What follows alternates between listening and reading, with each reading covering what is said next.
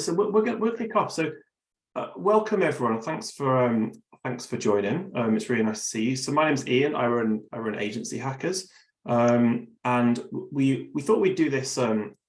We've got this monthly session in the diary. It's in partnership with Scoro, and it's mainly for people who are interested in operations in an agency. So that might mean you're the head of operations, or you're the director of operations. You know, you're in an opsy role, or it might mean you're the owner of the business or one of the leaders, and you're just like you're wondering about how to improve your business's operations and make things work better. It seems to be at the moment there's quite a big focus on operations and process at the moment. People have decided that, you know, we like it's easier to dig a well than it is to make it rain. Like you can't always control what clients do and how long they take to get back to you, but the one thing you do have control over is how your business runs. So there's never one like easy answer to that. So what we thought we'd do is position this around interesting stories from agencies that have gone on a bit of a journey from to sorting out their process and running smooth. So I'll introduce you to Harv Nagra, and Harv is he runs operations at SAENTYS, and Harv is going to he's really sort of grasped the nettle of process and operations, and what we're going to do is get Harv to tell us his story a little bit about the journey they've been on. And throughout you can kind of ask questions and chip in. If I see you sort of nodding or like being really super interested, I might pick on you if that's okay to sort of see why you're so interested in it. But Harv, tell us thanks for doing this, Harv. So you didn't used to look after operations, did you? No, I was actually digital director before I moved into the operations role at my agency. Okay, and you noticed that there was sort of there was a real need for one person to be focused wholly on process, basically. What were some of the symptoms that you noticed? You know, there was external factors and internal factors for me as well. The external factors in the agency, I think, it was that I was in my own role, I was starting to get more and more involved in initiatives that sat outside the remit of digital directors. So, you know, things like managing our IT infrastructure. You know, we were you know, when I joined, we were kind of a startup kind of mode. We were a few years old. A lot of our processes and systems were a bit organic, and they'd been set up by somebody, one of the MDs or something like that. And there wasn't always somebody really looking after some of those things. So, you know, when I'm talking about IT infrastructure, you know, the server's running out of space, who's going to fix it? And it's like, okay, well, let me take care of that. New starters not having, you know, maybe the best kit ready on their first day. So let me help with that, because I want them to have a nice experience, and I want to be proud of the place I work as well, you know, and things like that.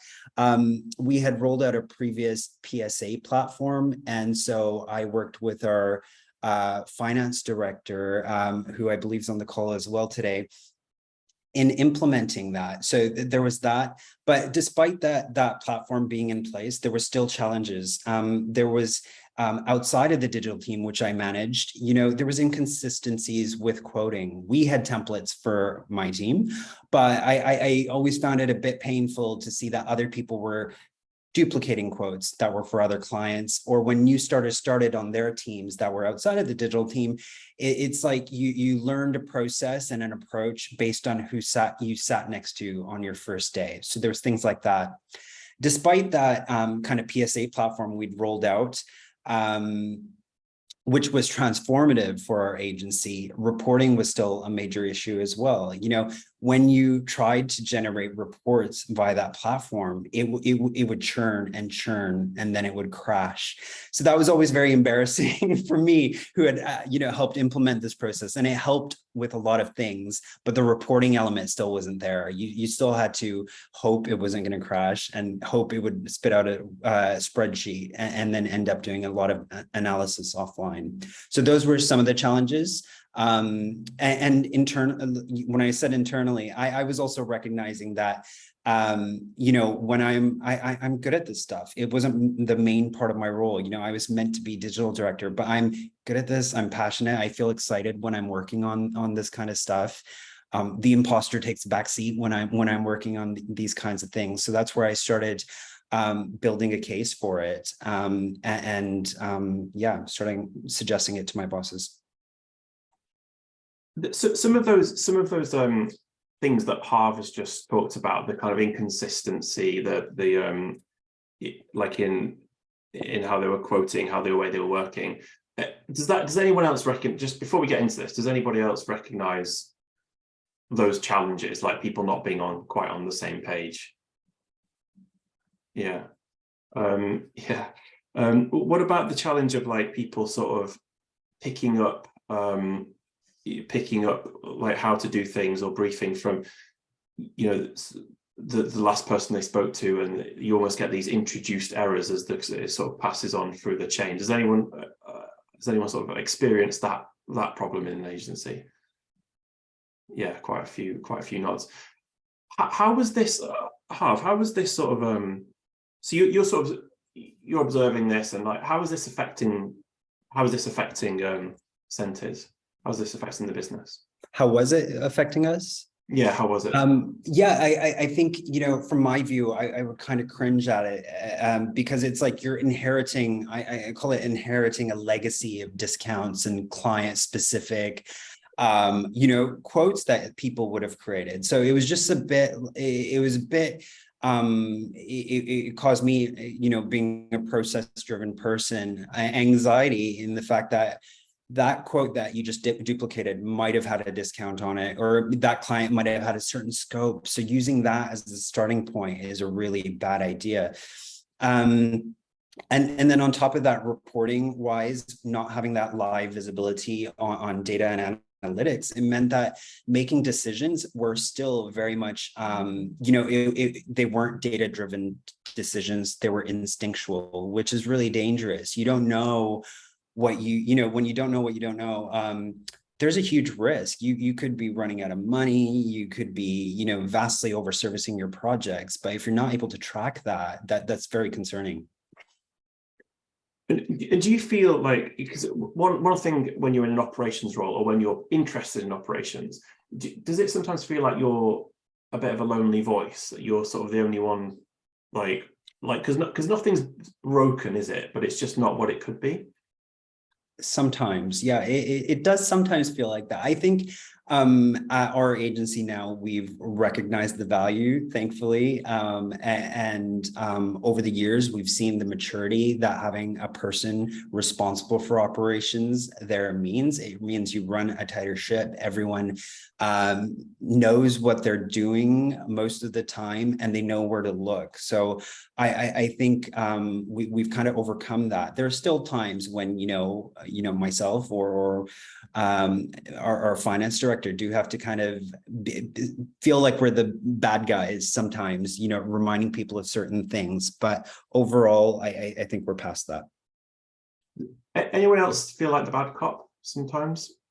Anyone else feel like the sort of, yeah, Emily, I saw a slight nod from you, like a little how does that, Leandra, all the time? Come on, so tell us.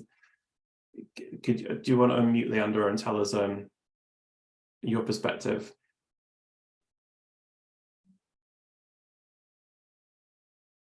There we go. I don't think we can hear you, actually. I don't know if you can. We'll come back to you when you've got your mic sorted. Tara, what about you? Do you sort of ever feel you're at Substract? Do you feel like the bad cop? I'm coming off camera. Yeah, so I have described, it's quite a unique position in a company, because you're often the only one looking at that kind of thing. And so, like, I have increasingly found it really important to gain peers that do a similar role, because in my role, culture is one of my key accountabilities. And so wanting to build that in, but also having and create a positive and productive sports team environment, whilst also needing to make the tough decisions. I mean, about 3 times today, I've just had to deliver like really hard, like from my point of view, absolutely not. We cannot do that. So yeah, yes, definitely bad cop, definitely difficult. Thanks, Tara. Anyone else want to talk about their, like how they're positioned in their role before we go into some of the more stuff that Harv's been doing? Hi, I'm Julia. I'm a SAENTYS finance director. I just wanted to add to the bad cop and good cop conversation. It's true that sometimes there is a feeling of being a bad cop, but there is also the positive side of feeling like you are actually nurturing your staff and teaching them about best process and how to run a business. And generally, this is very well received by staff because they do feel that they do learn something from it. That's what I wanted to add. Good, that's encouraging. Thank you. Talking about staff, so one of the things you did have, one of the big one of the sort of journeys you've been on is you've overhauled or you've put in a process when you onboard new people, new hires, to kind of immerse them in the processes. Could you talk a little bit about like what the need for that was and what that looks like? Because I think that's quite something that's quite often broken in an agency. Yeah. It's one of the areas that I'm most, proudest of at our agency is our onboarding program. So it's a week long.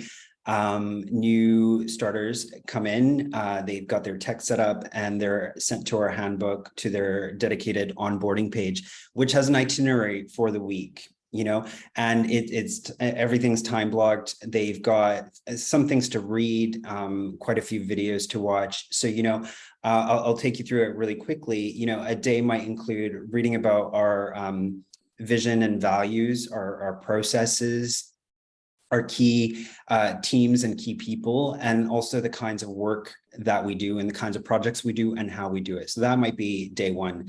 On the next day, maybe that should have been day two, actually. On the first day is also, learning about our key platforms and not talking about Scoro or anything like that. At this point, it's about Slack, Dropbox, and even their Mac.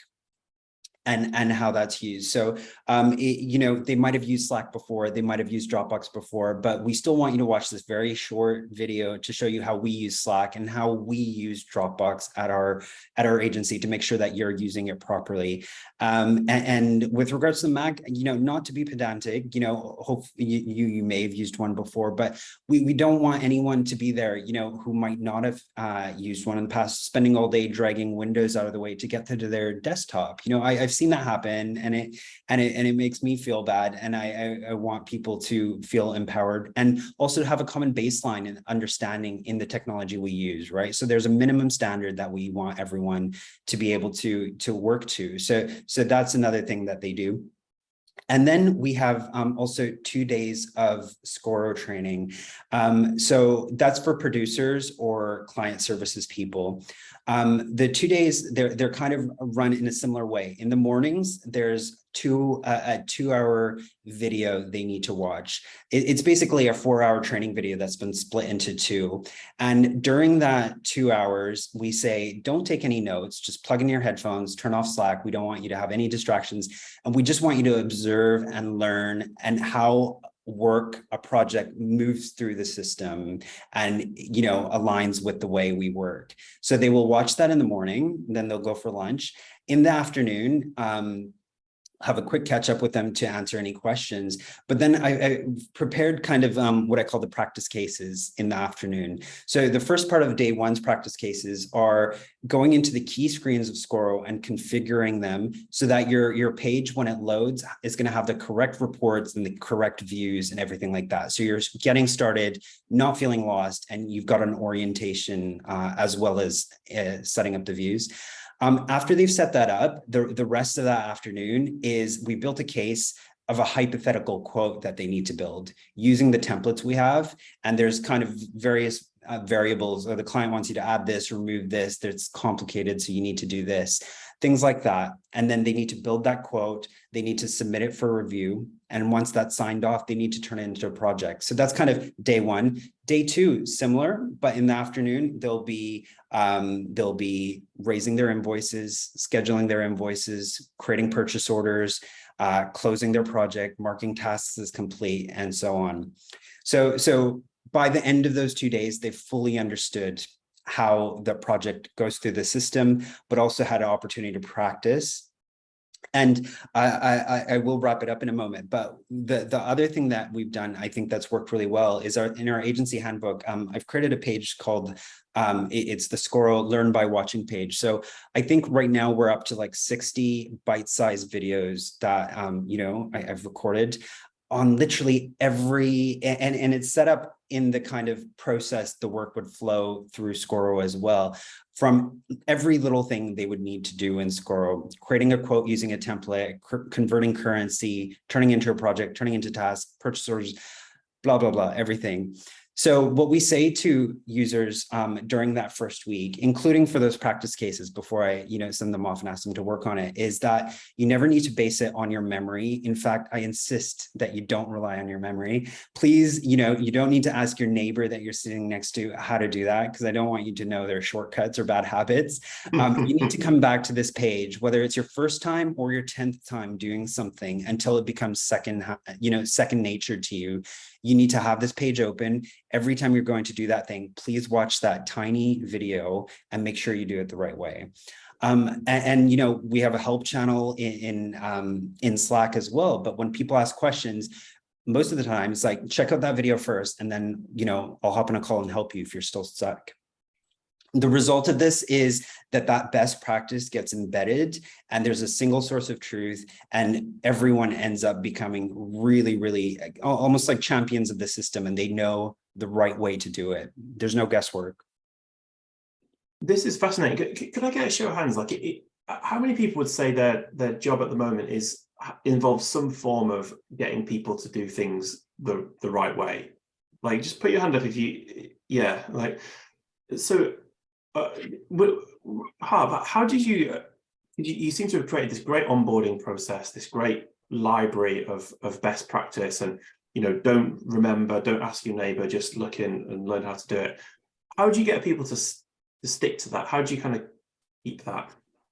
Well, I think the first thing is we get really positive feedback on the onboarding process as well. A lot of times, I'm sure all of us have been there, where you kind of show up, you might have a computer set up, or you might spend a day setting it up. People might not have time to do any inductions with you. So you feel really anxious during the first week, if not the first month, about what am I supposed to do and how do I do it and things like that. Really positive feedback on the onboarding. But I think that's where it starts, is people come in and say, okay, these guys are really organized and they've given me all these resources.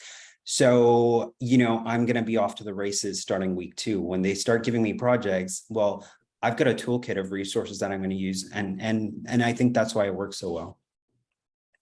Well, I really like the bit about, teaching people the basics of using their computer, because, I've like you were saying about dragging windows out the way and stuff, and I've seen people Google like that. That's how it would be amazing. I saw someone once. I heard this like tapping noise,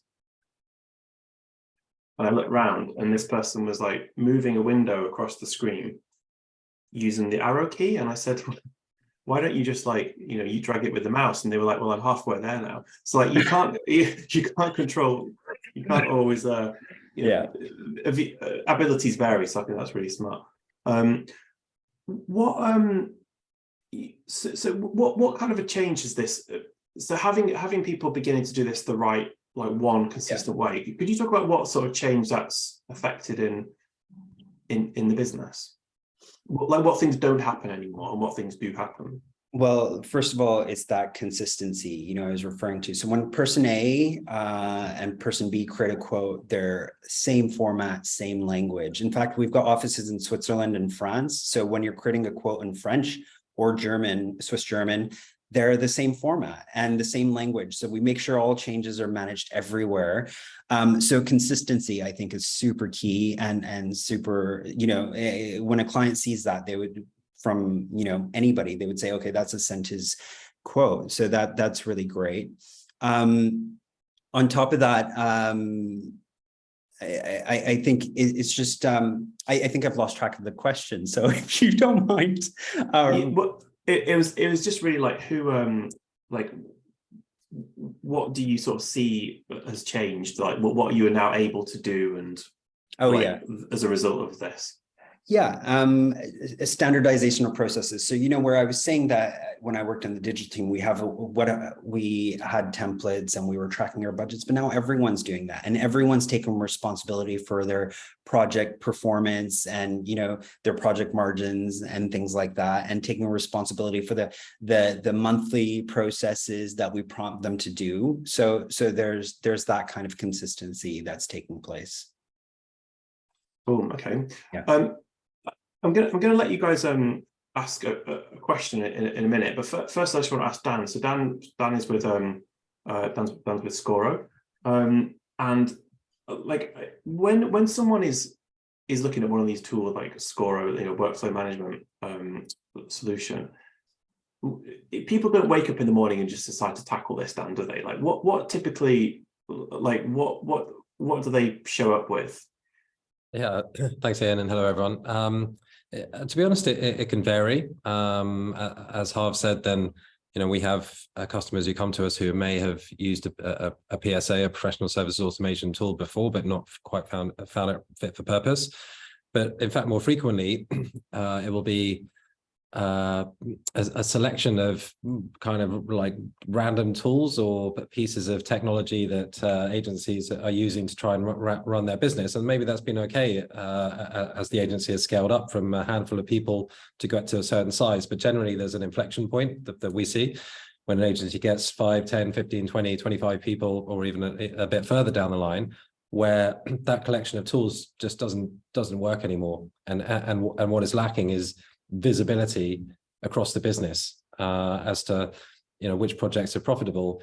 You know, is over-servicing becoming a problem? And these things are, you know, inherently kind of understood, but the range of different platforms don't allow that to be understood on a consistent basis. So that's the inflection point. That's what Scoro helps solve, amongst other things, and that's generally the point where operations directors or chief execs of agencies go to market, look at what's out there, and come to us to try and help them solve that.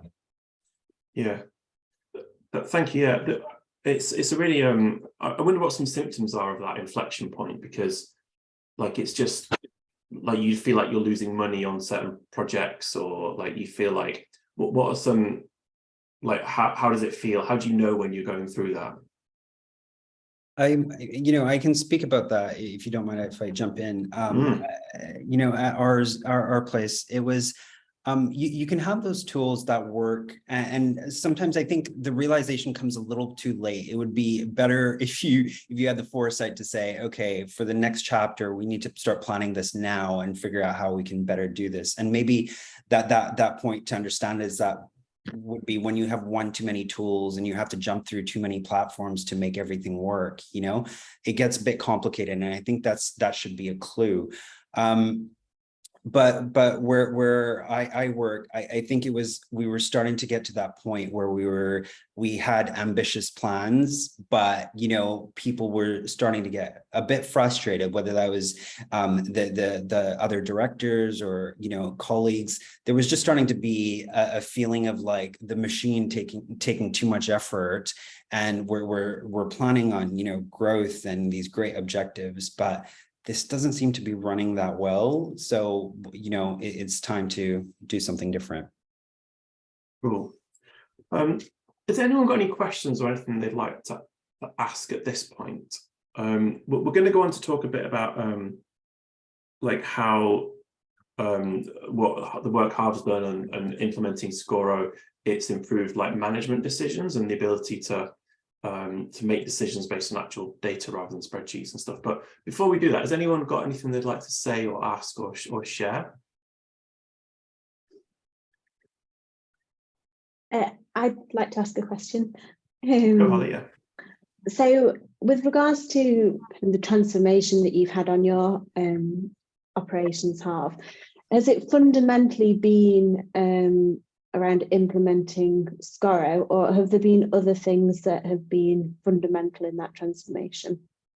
I think things like we introduced an agency handbook. So documentation was in a single place and it wasn't offline. You know, with our previous PSA platform, you know, we rolled it out successfully, but things were documented in print. So, you know, now they're online, and we, rather than step-by-step bullet point instructions, we've learned from that, and we created videos this time, which were much easier and much more user-friendly. So that handbook has been a huge thing. I think the other thing was that onboarding program I mentioned. That's been a huge component. But of course, having the right tool that's quite user-friendly as well has been very, very important.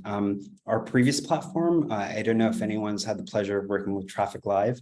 There was reasons why we brought it into the agency. It had certain features that worked really well, but it was a UX nightmare. So this was absolutely refreshing to see a platform, and we looked at quite a few that looked like it was designed by designers. So I think that was an important step as well. Thank you. Cool. Tara wants to know, what doesn't it do? Tara, it's a sponsored webinar. Come on. Is there anything?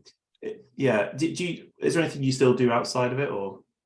Is there anything we do outside? To be honest, we still build our timelines outside. So our Gantt charts are done in Smartsheet for the moment. And it's due to the way the platform works. We need to prepare timeline, Gantt charts alongside a quote. And the way we work in Scoro, that we don't have access to that Gantt chart until we turn that quote into a project. So that's been a slight kind of issue. One thing you are using it for is like management meetings. And could you, I think Rob said this at the start, like he was sort of picked up on the bit we had in the copy for this session about how a lot of time is wasted in management meetings, people sort of theorizing and going off on long rambling ideas. Could you talk about the sort of before and the after of your leadership meetings? Yeah, management meetings, I think were probably a lot of work in the past. There was a lot of manual work that needed to be done to get the data in the right condition. And then, our finance director, I think, had to do probably a lot of work in addition to heads of department, just to make sure the data was right before Julia was able to get that all in a condition that we could all look at, right? So the after, I guess, is that my prep, and I kind of run most of these meetings, is literally 2 minutes before the meeting, I will open 3 tabs in a browser. So none of us have labored over this or worried about it. We've also drafted kind of a very concise bullet point list of what's going to be discussed during those meetings, right? So one of those tabs is our pipeline. The other tab is what we have, quotes that we've won versus quotes that we have lost over the past 30 days. So we can see how we're doing in that regard. And the third one is our revenue forecast and how we're performing for the rest of the year. How is it looking? Are we hitting our targets? So those tabs take a moment to open. And that's the key agenda. And from that, we move into all other business. So meetings are concise. The data is up to date. Nobody had to update any spreadsheets or export anything. And literally, it's live. And if we want to go dig into more detail, we can click into that and see whatever that is. And how does that change, like, the conversation in the management meeting?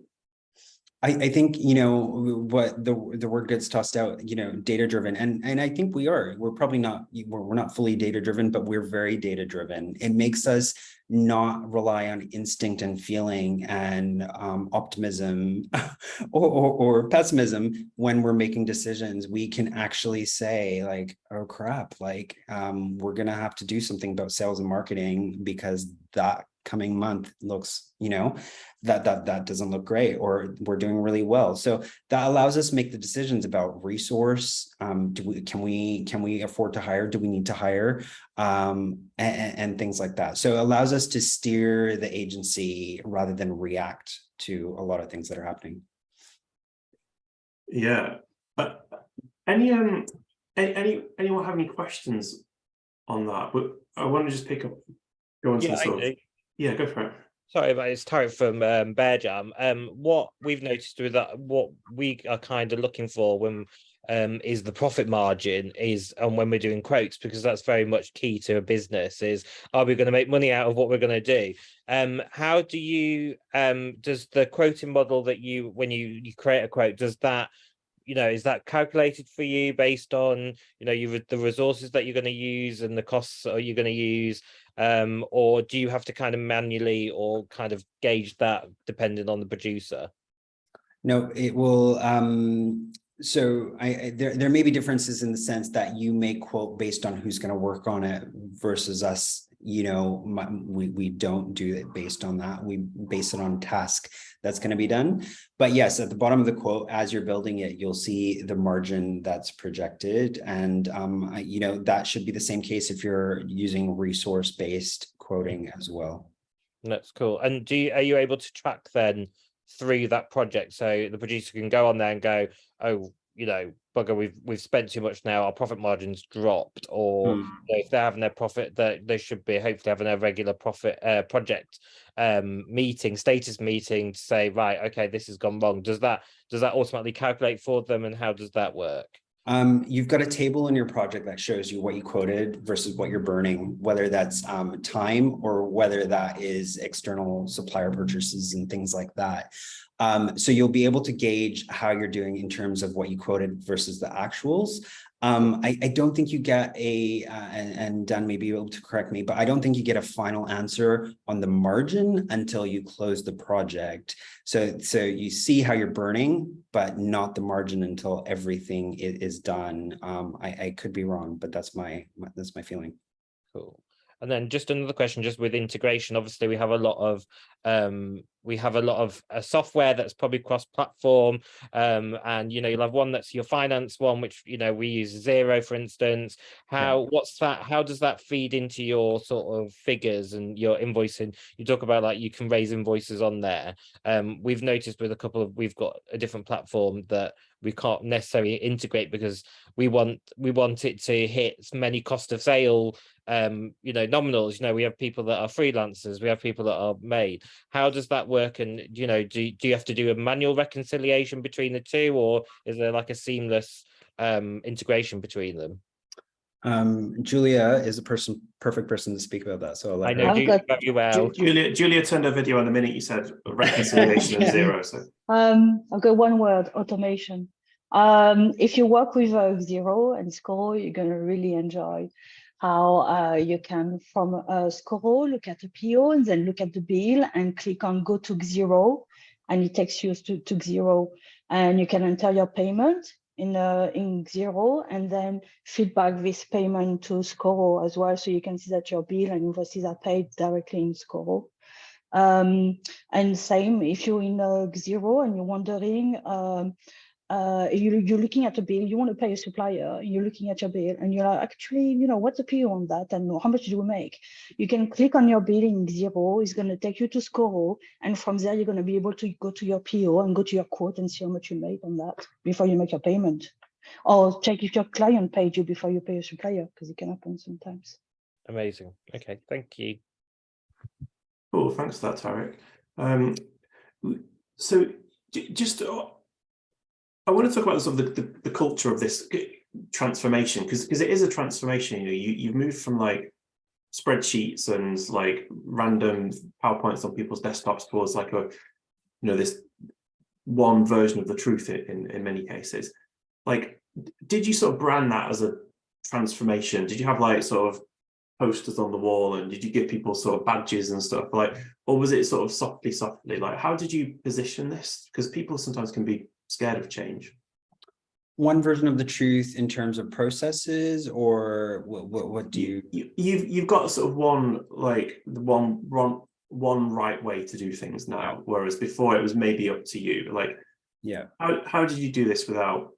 Yeah, I think all of the, when we roll stuff out, I think we do it in a very measured way. We'll communicate about it, let people know why it's happening, when it's going to happen, why it needs to happen, what are going to be the benefits, and that's communicated over time. It might be through multiple people. It might be me, it might be an email, it might be an all-company event. We might get our CEO to vouch for it and say why it's important. And when we were first moving to our serious PSA platform, that was an even bigger education exercise, because most people were just cloning their quotes and not tracking time and all that kind of stuff. So I think that communication piece is really important, so that when it comes to being launched, that it's done in a super professional way. It's a big deal when we launch something. We will announce it, we will present it, and then we will give the people the tools to go and do that. So we don't leave anything to chance. They're not, we've tested all the processes and we're confident that they work. And I think that helps with the transition, definitely, for people to just start saying, okay, well, that's the way we do things now. Cool. Is there any advice you'd give to someone who's like, considering using a PSA, like, in terms of integrating it or rolling it out, or what are some kind of key tips you give? I would say, like, kind of building on what I just said, take the time to do it right. So, look at your workflows and decide if anything can be optimized. And then set up the interface with whoever you're working with to make sure that those workflows work, test them, decide which data you're going to export and then import, and what you're not going to and why. Plan your communications, plan your training, plan the resources that you're going to launch with. So, I would say that don't launch something half-baked, because then you're going to lose people and you're really going to struggle to get that best practice. So when you launch it, do it with that confidence. And also the other thing is, I would say, take your time to do it right. We took, in this case, we took 3 months. I spent a considerable amount of time. Julia spent, quite a bit of time. And we had a web developer as well, helping us export some of the data from our old platform that we wanted to keep, and prepping it for import into the new platform. So yeah, 3 months of serious work to make sure that was done properly. So the last bit I'd say is, if you don't have the headspace and the time and the resource in-house, get somebody to help, because you do want to launch it properly in the right way. And that's not to say that you shouldn't iterate and improve things. You absolutely should. But I think in something that's so has such an impact, and you want to work in an optimal way, you should try to launch it with all those bugs sorted out, and that you're presenting a really confident experience to the rest of your colleagues. Yeah. Any questions on that from anyone? Yeah, I just have a question. So, I mean, we came from a traditional Excel sheet, kind of monitoring, until now when we have Scoro. And we don't have a big team. We have like probably about 15 of us. And the fear of transition is always the initial stage where all your hard work going in.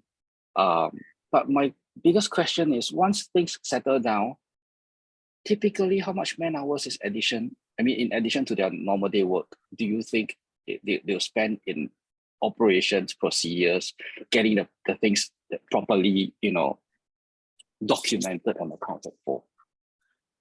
I mean, when you say documented, do you mean the data that you've put into the system, or? Say for example, traditionally we use Excel sheet, or Word document to do a quotation. It's really fast, right?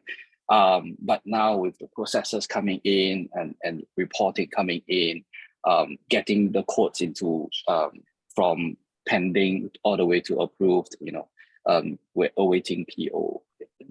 All this sort of additional administrative task, putting on the suites, as well as the time tracking, putting onto your creative team. How much more time comparatively to a traditional mom and pop store? What do you think is the time, the man hours that's increased in percentage? I mean, I'm not being paid by Scoro to say this, so I wish I was, but I'll speak to Dan later. It saved us time. It hasn't increased time. People were copying quotes and manually making adjustments. Now we've created a library of quotes. There's something like 80 quote templates for every product and service we sell. You drop in those and you customize them.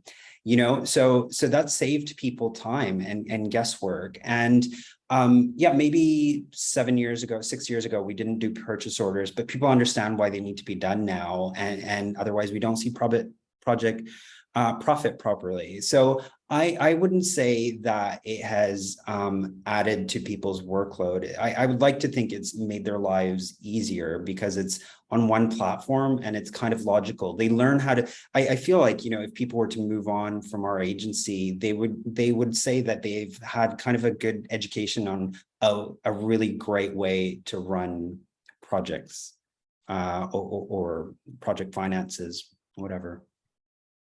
Because there might be a bit of overhead in in the tools and stuff, but then all the time they're saving by not digging through their sent items to find the last final version of the PowerPoint for the the quote, and it's of course it's the one that was wrong, and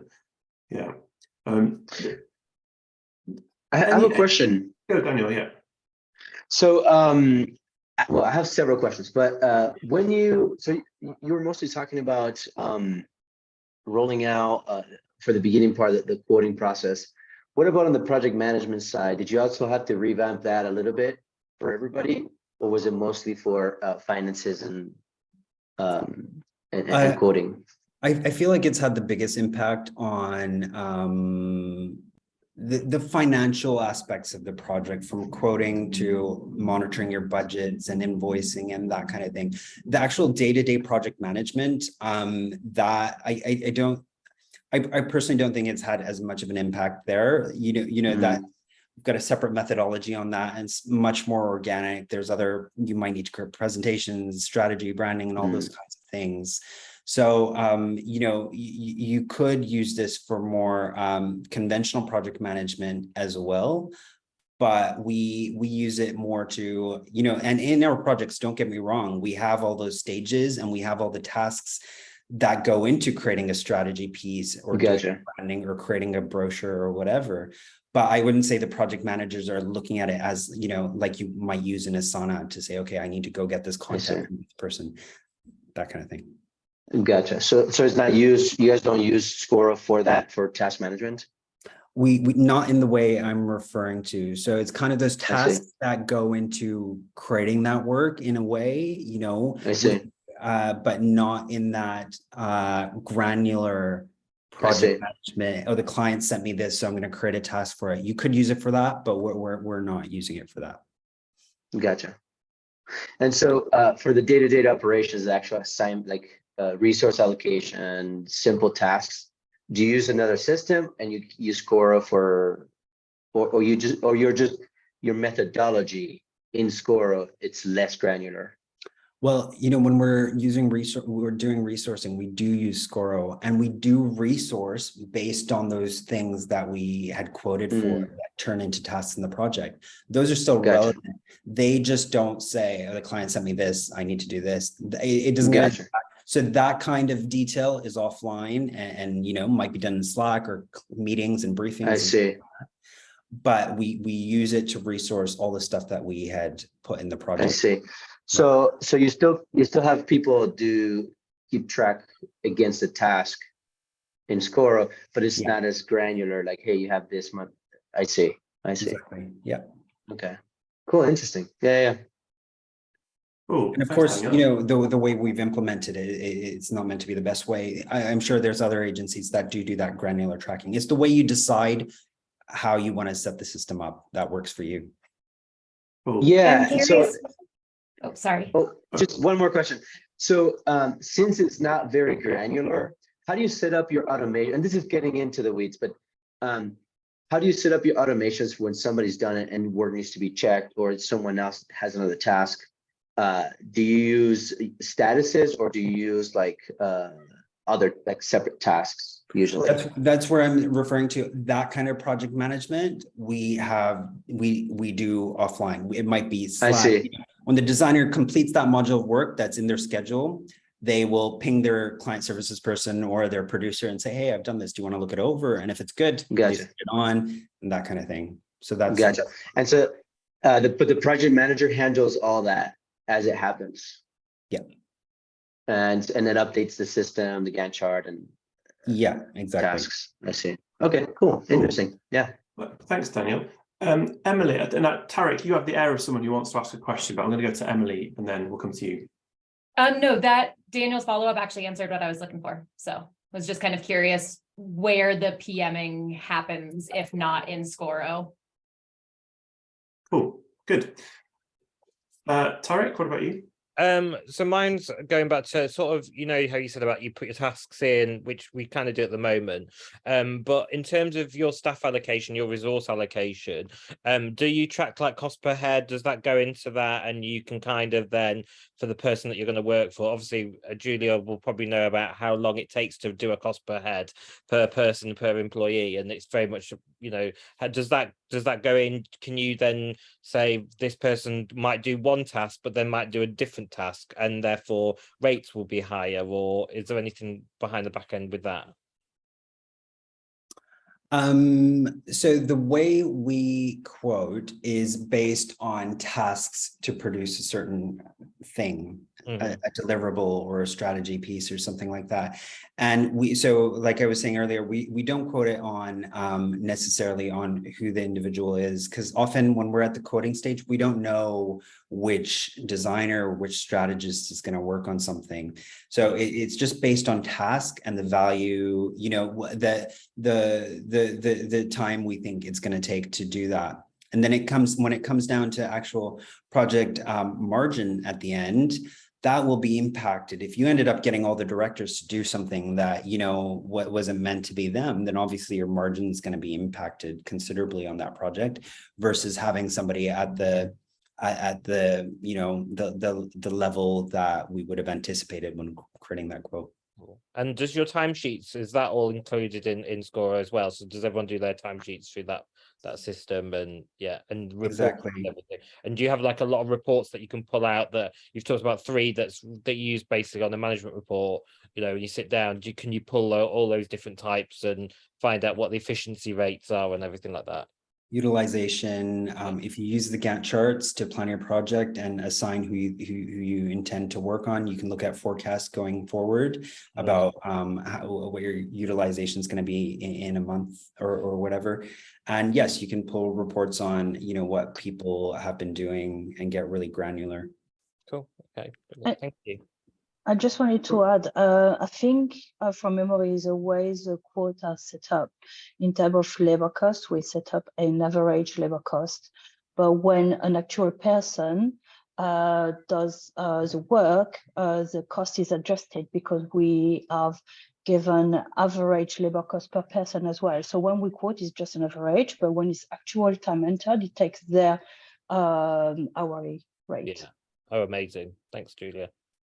Cool. We just got a few minutes left. We've got time for a couple more questions, but Dan, I want to just give you the chance to just share this operational efficiency workshop that you're kindly running. What is that? Yeah, thanks, Ian.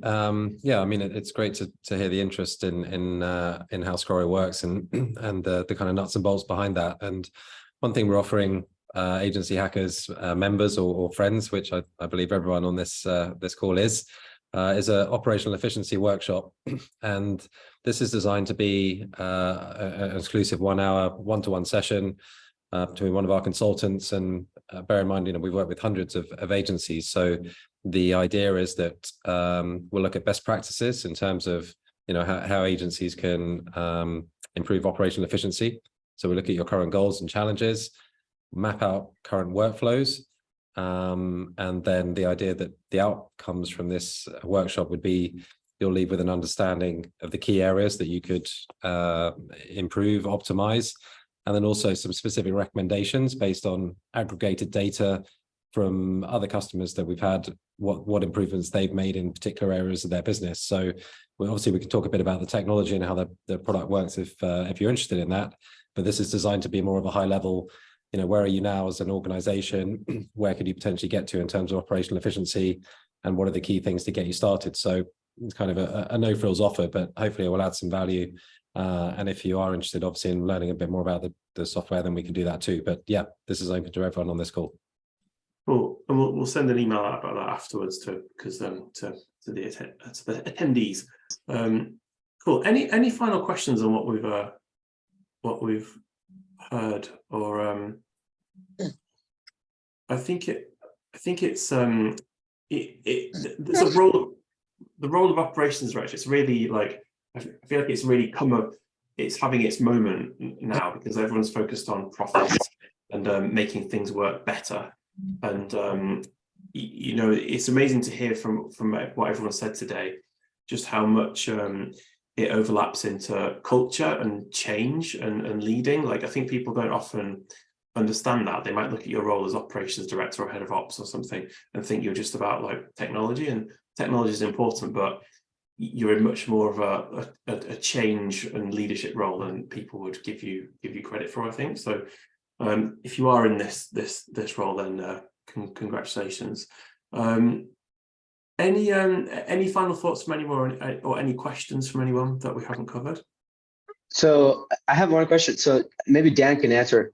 As far as like product roadmap, what are some cool things that we should kind of like have be excited about from Scoro?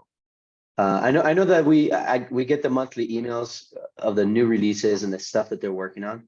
But maybe further down the line.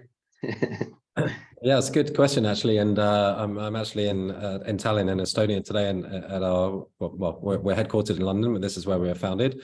One of the things we were talking about today is exactly that, the product roadmap, and the plan that we were working on today is we're going to have a big launch event in May, where we're going to showcase exactly the roadmap, all the cool new features that are coming up. There's a lot of really interesting things, so I don't want to spoil the surprise that's going to be unveiled in May, but yeah, rest assured there's lots of cool things happening. But if you can't wait until then, I'm sure we can do something on a one-to-one basis. But yeah, it'll be a big event and a big announcement in a month or so. Nice. Yeah. And one point of feedback, I think it was recently you guys launched a new series of videos.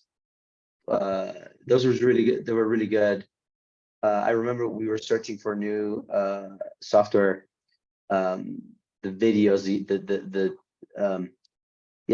the information shared through those videos were very helpful. And so yeah, well, kudos on that. Well done. Okay. I think Harv starred in one of those. Harv and Julia starred in one, didn't they? Yeah. Cool. For sure. Listen, we will wrap it up there, but thanks, Harv, thanks for taking on this journey. I think it's been really fascinating how you sort of grabbed hold of this, and you've managed to you've got three offices. People are not sat together. It's it's not something that was is guaranteed to work in an agency, but you've really kind of managed it well. And that library of onboarding stuff and the templates, it's quite inspirational what you've managed to achieve. So thanks for taking us through it, and really appreciate it. And thanks for everyone for your questions and chipping in. Hope this was useful and interesting. We are going to run these every month. These are operations hangouts, so please do join and take part. And thanks to our sponsor Scoro for doing this with us. So cool. We'll wrap it up there. I've got several small children who want feeding, so that's what we're gonna stop it there. Cool. Thanks very much, folks. Thanks all. Cheers. Bye. Bye. Thank you. Bye-bye.